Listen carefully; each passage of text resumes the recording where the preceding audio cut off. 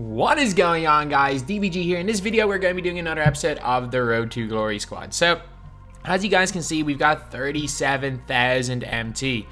And if you guys are wondering where that MT has come from, we've been doing a lot of grinding. Again, like I do grind this account whenever I'm on stream. It's very, very rare that I use my No Money Spent accounts on stream, the main one. It's normally always this account. And we have been doing a little bit of TTO grinding. And right now, we managed to get ourselves 38k or 38 or so KMT. And as you guys can see here, well, it's a dead giveaway, the card that we have grinded for. So, basically, I bought a bunch of Lakers cards because I thought that they were going to be linked with something to do with Kobe. And hindsight 2020, like, wasn't the smartest decision, but it also wasn't the worst decision in the world. So, honestly, I'm just going to go and sell all these cards because I'm pretty sure this is a nice, like, I think this is going to be a nice card. The next card I'm going to go for is probably someone from the Jazz, who, surprisingly enough, we have... Not the Kings. Surprisingly enough, I don't think we have any of them from the Jazz. But the Lakers, we've got a whole bunch of them. So I'm going to go and send all these to my auctions. Like, I think, well, except for, what's his name? Except for Isaac Bonga. But, like, these are not terrible cards. Like, or this is not going to be a terrible card to Derek Fisher. I'm telling you right now, he's not going to be great. Because he's 6'1", but he might be better than Jeff Petrie. Because Petrie's bad. Like, Petrie is bad, whereas Derek Fisher has definitely got some redeemable qualities. So you have 37k, and the real position that I'm trying to improve on is the center position. Because we just need really an improvement on, as much as I like Bagley, we need an improvement there. Also, the power forward position, putting in thurl might not be a bad idea. So we have 37k MT. So let's have a look. I don't know why I'm searching the name Jazz. That's definitely not what I need. So let's have a look at Utah Jazz players. And let's see what the minimum buyout we can get Utah Jazz players. So for 3,500. Okay, so you can get Donovan Mitchell for that price. See if we go a little bit cheaper at 3,300. Okay, so we can still get certain cards for that price. So say 3,100. It's just Donovan Mitchell. 2,900. Again, it's just Donovan Mitchell.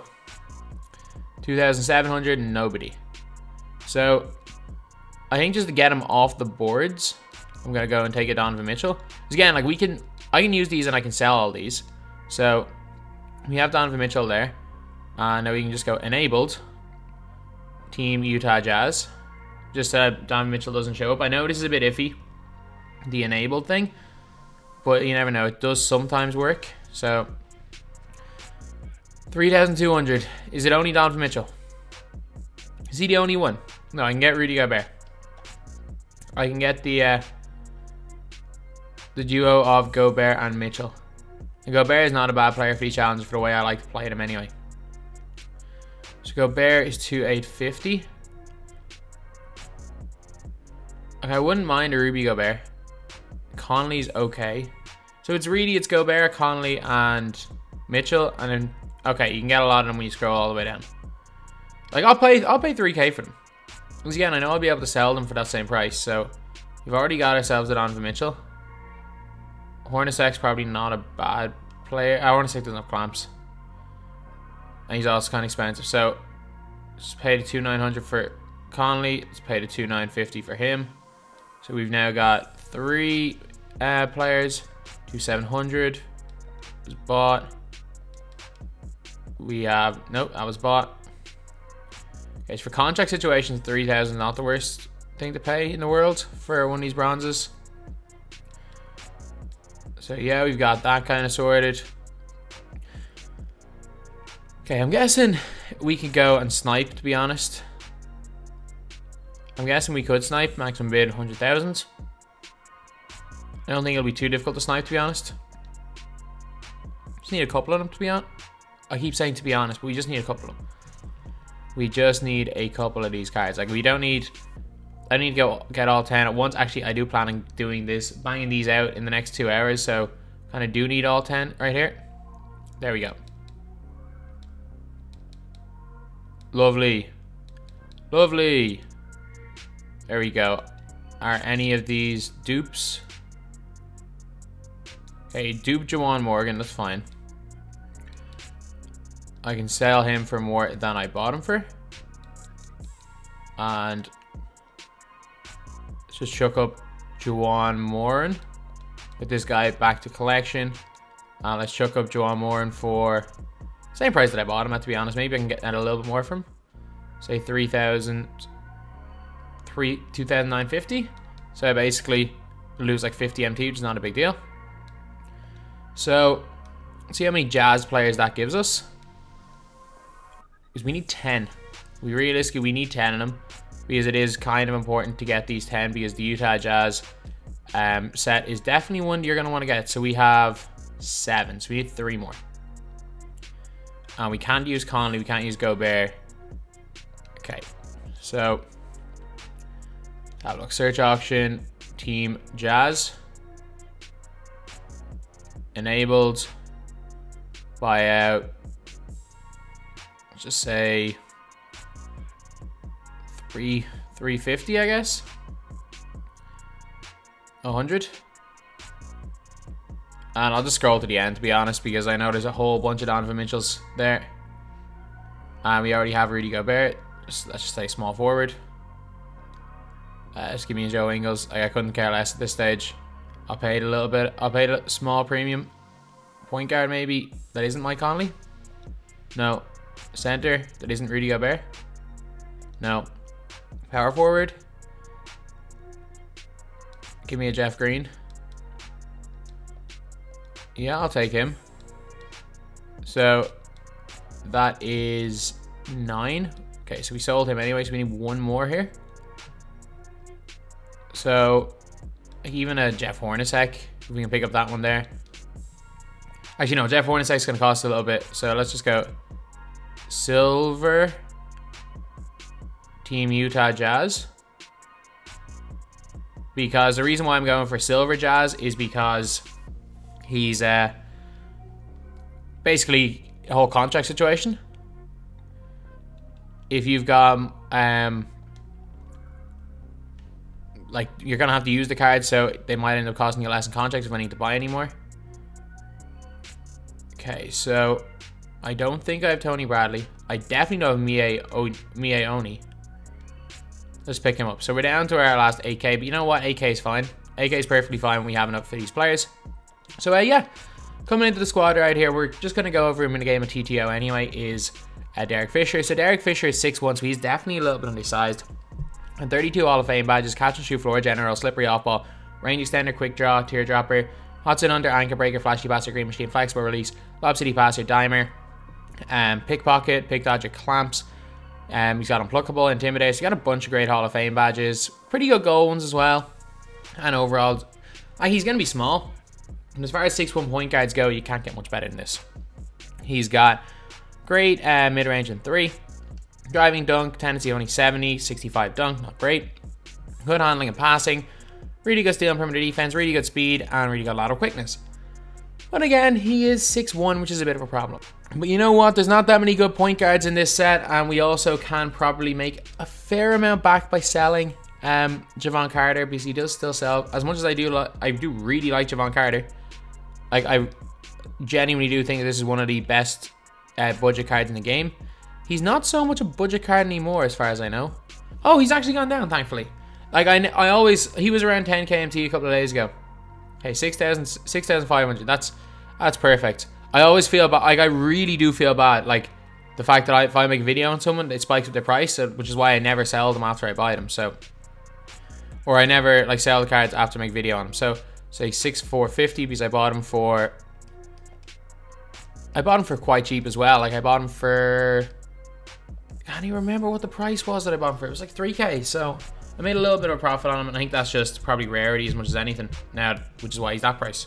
So Derek Fisher's got hot zones basically everywhere, and I'm telling you, Derek Fisher, people are saying he's got base 38. I don't know if this is base 38, but he's got a really nice release. Like, off the cash, it is money. Thankfully, he is small, but he's got very long wingspan, which is good. Not quite max wingspan, but it's pretty long. Not quite like Mo Bamba build, but his release, man, coming off screens, I'm telling you, he's gonna be a nice player to run with if you're playing against scrubs. That's all I'm gonna say. Like, if you're playing against an opponent that really is not good at the game, you're gonna be able to torch him with Derek Fisher. Again, I think you might be able to torch him honestly better than you can torch people with Jeff Petrie, because let's be real, Jeff Peachy can't really do anything with that slow Donovan Mitchell release. But Derek Fisher, you get him a little bit of space, he will be able to hit that shot and hit that shot consistently off that screen, which is what I really need from point guard. Is he the best point guard in this? No. Is he in the top 2? No, the top 2 are Derrick Rose and Steph Curry. Straight up, the top 2 point guards are Derrick Rose and Steph Curry. But I'd say, unless Fat Lever has a really nice release, I would probably take Fisher at number 3. I would say Derrick Rose number 1, Steph Curry number 2, and then I'd say, unless again Bibby or Tim Hardaway have this unbelievable release, which I don't think either of them do. I don't think Fat Lever is a great release as far as I remember. You've got an actual solid enough card here in Derek Fisher. Bibby's a bit of a weird one because he's got 97 strength and can't really be bullied. Mainly because he became a bodybuilder after retiring, and 2K just bumped up his strength for some reason. But yeah, so that is pretty much it. You got a point guard here who has got one of the best releases in the game. Like if this was like a 6'5" 2 guard or a 6'7" 2 guard had this release and they were just using it to spot up, I'm telling you, it would be money. Maybe it's like base 98's the best coming off screens. I'm telling you that right now. However, in the catch and shoot, this is straight money. Like this is straight money. So it should actually be not necessarily a usable card at the comp level, but a card that you could just use in a random unlimited game if you're not trying to sweat, and you could be successful with it and have fun with the card. But anyway, yeah, now it's just Green 3, and now let's get on to the game.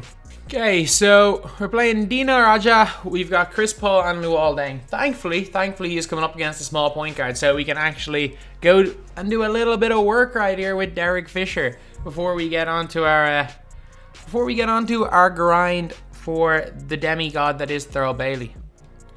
We're gonna be right now just destroying with Derek Fisher right here, and they go right down green, or not green 3, hit the white there with CP3. That's fine, white's happen. Come off that screen, we got some space, peek, green light, let's go Fisher. And his release, it's not base 98, but it's nice. It's nice. He's probably Rose is actually not a bad peak shooter. He's probably gonna be the second best peak shooter after Steph Curry in this set. Okay, we sold that release completely right there. Okay, shoot that, I dare you. Oh. Okay, he actually went and hit that one. Okay, I shouldn't be letting him shoot off the catch. Him shooting off the dribble. Him shooting off the dribble's enough. Use it. We got space. Bang, bang. Let's go. Derek Fisher goes and hits the 3 right on them right there. I'm telling you though, it's very easy. If you're playing against anyone, it is very easy to cook someone in TTO. Like, even in my video earlier where I was just going over Peachy's release, like, it was very, very easy to cook someone. If you've got even a moderately good release, if you've got even, like, yeah, a moderately good release off the dribble, you can cook someone in this game mode. Bang, bang. Green light again. Like, Derek Fisher's release is money. Well, I don't even know who this is meant to be. Like, just look. I'll show you guys his face. Like, let's just look at him. That is not Derek Fisher. That is literally random generated player number 7. It's actually no, it's probably a random generated player with everything default and skin number 4. Like, this is literally a default character. Like, I know you guys may not be able to see his face, but like, this Derek Fisher is literally a default character. I'm not even lying. Like, that is not Derek Fisher.